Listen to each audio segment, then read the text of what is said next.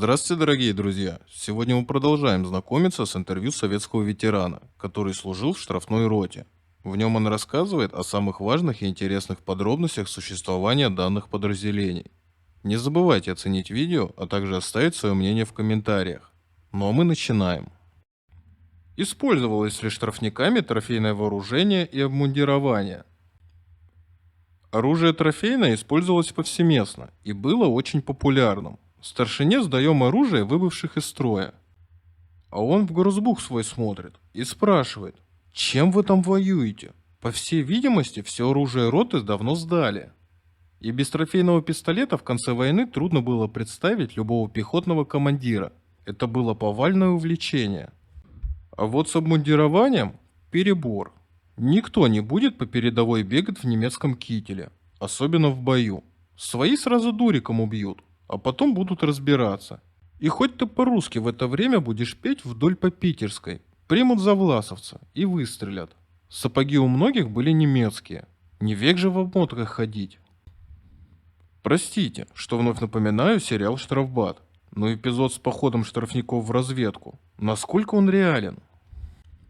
Повторяю, это полный бред. Представьте, ушла в разведку группа штрафников и не вернулась. Пропала без вести или перебита на нейтралке, и никто не знает, кто погиб, а кто попал к немцам. Что скажет на допросе в свое оправдание командир роты, когда особисты пришьют ему оказание помощи в умышленном переходе на сторону врага? Где мы такого смелого найдем? Если штрафники и ходили в разведку, то только вместе с офицерами из постоянного штата роты.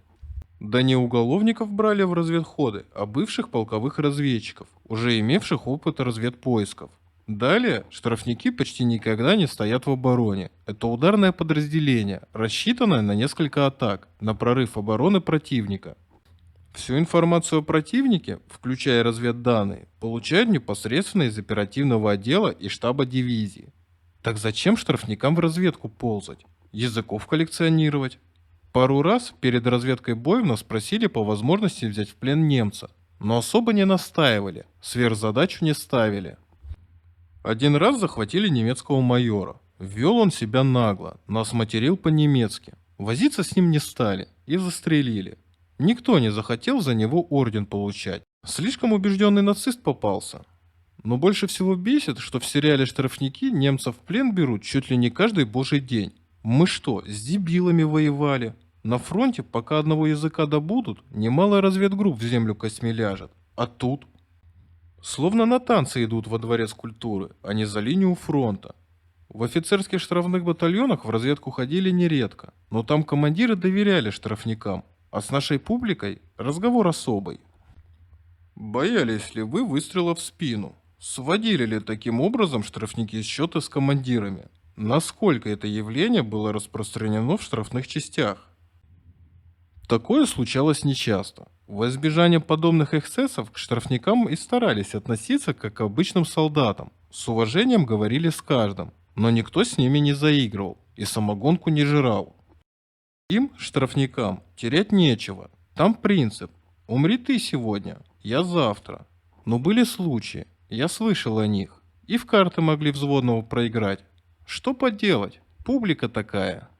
Но если командир роты вел себя как последняя сволочь или своей безграмотной властью расстреливал тех, кто ему не понравился, то шансов схлопотать пулю в ближайшем бою от своих подопечных у него немало.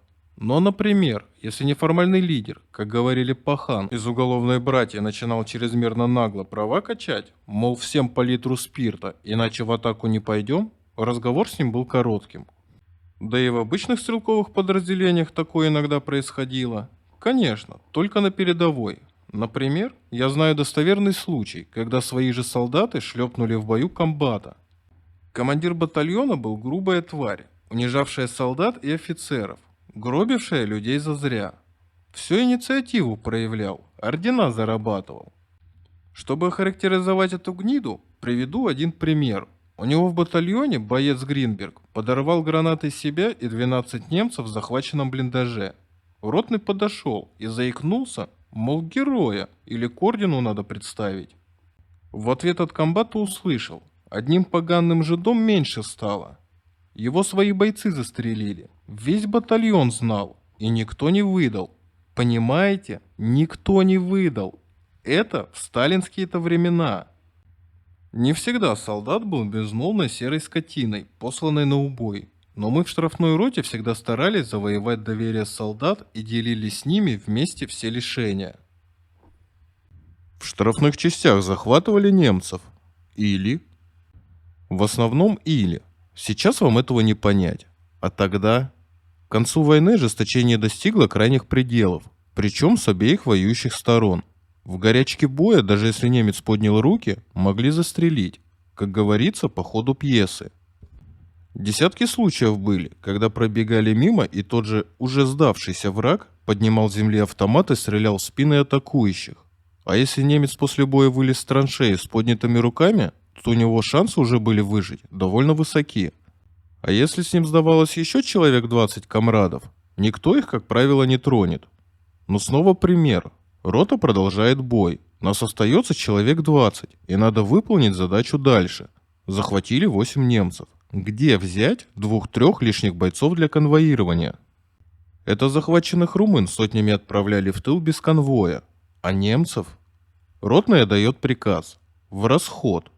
Боец с ручным пулеметом расстреливает немцев. Все молчат. Через минуту идем дальше в бой. То, что немцы творили на нашей земле, простить нельзя. Сколько раз видели тела растерзанных наших ребят, попавшим к немцам в руки.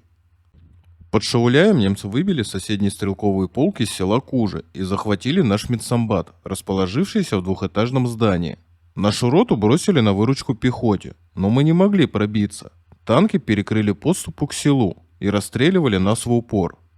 Отошли на высоту и видели в бинокле, как немцы выбрасывают наших раненых из окон и жгут живьем.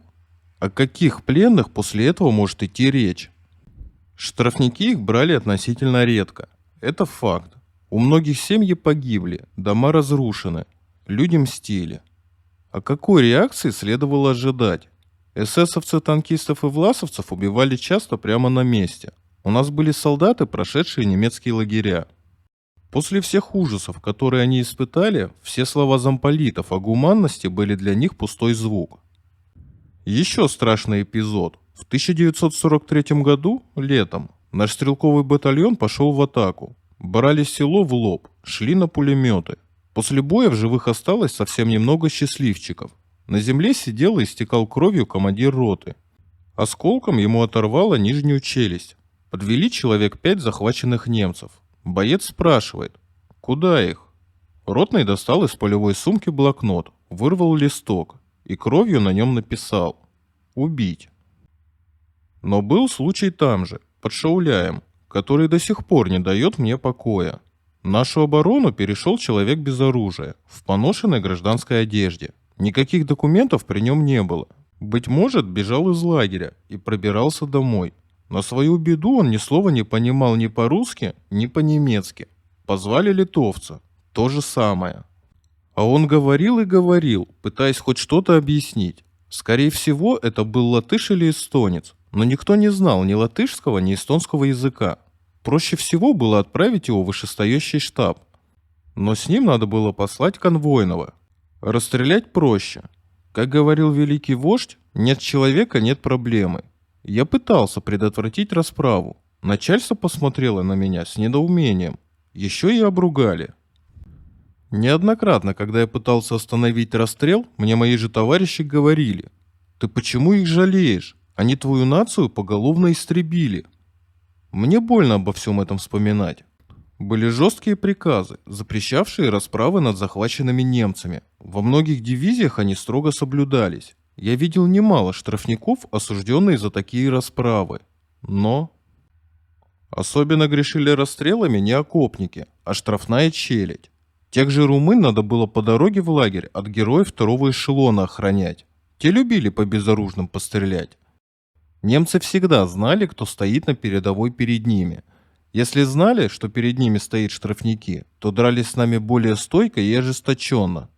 Мы сами создали себе это удовольствие, благодаря отношению к захваченным немцам. Все эти россказни, что у немцев поджилки тряслись при виде атакующей штрафной роты, не имеют под собой никакой основы. Немцам было глубоко плевать, кто на них идет в атаку. Психологически, наверное, немцам было тяжело воевать против штрафных офицерских батальонов. Слишком велико желание штрафбатовцев искупить кровью свои грехи перед Родиной. Но воевали немцы толково, умело и храбро. Как не тяжело это признать. На этом сегодня все. Конец третьей части. Если понравилось видео, то поддержите его лайком, а канал подпиской. Всем пока. До новых встреч.